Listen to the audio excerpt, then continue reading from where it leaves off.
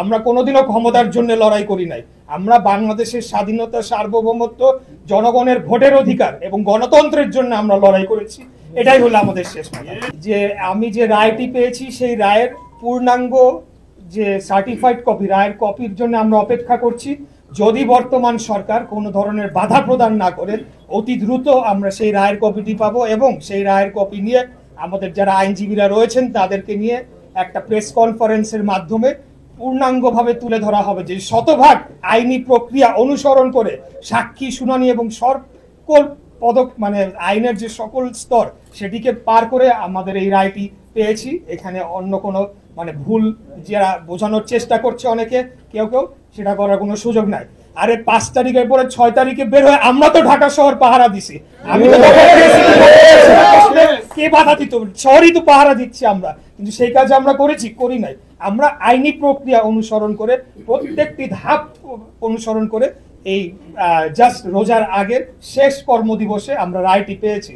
অতএব এখানে আমরা কোনোদিনও ক্ষমতার জন্য লড়াই করছি না। আমরা চাই একটা দৃষ্টান্ত হয়ে থাকুক যে বাংলাদেশে ভোট চুরি করে, ভোট ডাকাতি করে যত বছর পরেই হোক সেটা কিন্তু কোনো লাভ হবে না। বাংলাদেশে আইনের শাসন প্রতিষ্ঠা পাক, সেটাই আমরা প্রমাণ করার জন্য এই রায়টি আমরা শুনানি এবং সময় এটাকে আমরা মনিটরিং করেছি এবং আমরা রায়টি পেয়েছি।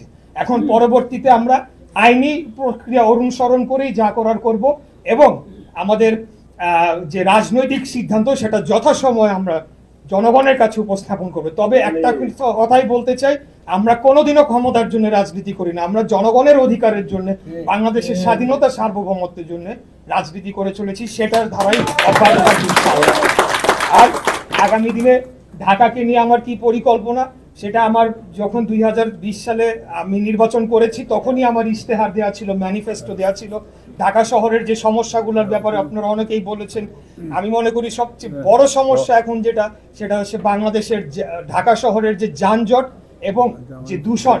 আমরা একটা বিশ্বের অবসবাসযোগ্য নগরীর তালিকায় 1 থেকে 5-এর মধ্যে ক্রমাগত রয়েছে। গত 15 বছর কোনো উন্নতি হয় নাই, বরঞ্চ দিনকে দিন আরো শহরের অবস্থা খারাপ হয়েছে।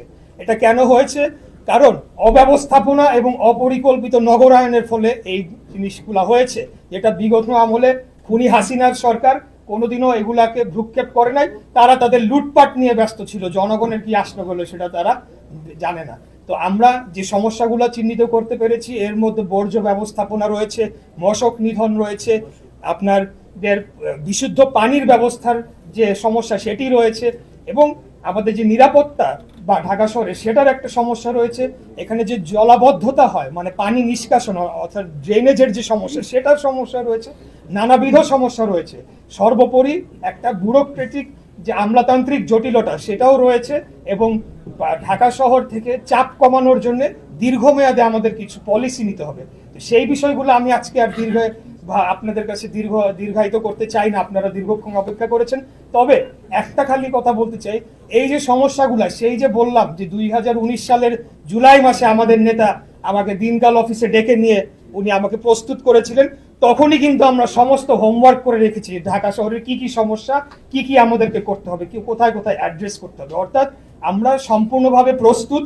যখনই জনগণ, মহান আল্লাহ তাআলার অশেষ ইচ্ছায়, যখনই জনগণ আমাদেরকে যে কোনো দায়িত্ব দিবে, আমরা বাংলাদেশকে সংস্কার করে যে নতুন যে একটা বাংলাদেশের স্বপ্ন এখন বাংলাদেশের জনগণ দেখছে সেটাকে বাস্তবায়ন করার জন্য আমরা শতভাগ প্রস্তুত রয়েছি ইনশাআল্লাহ।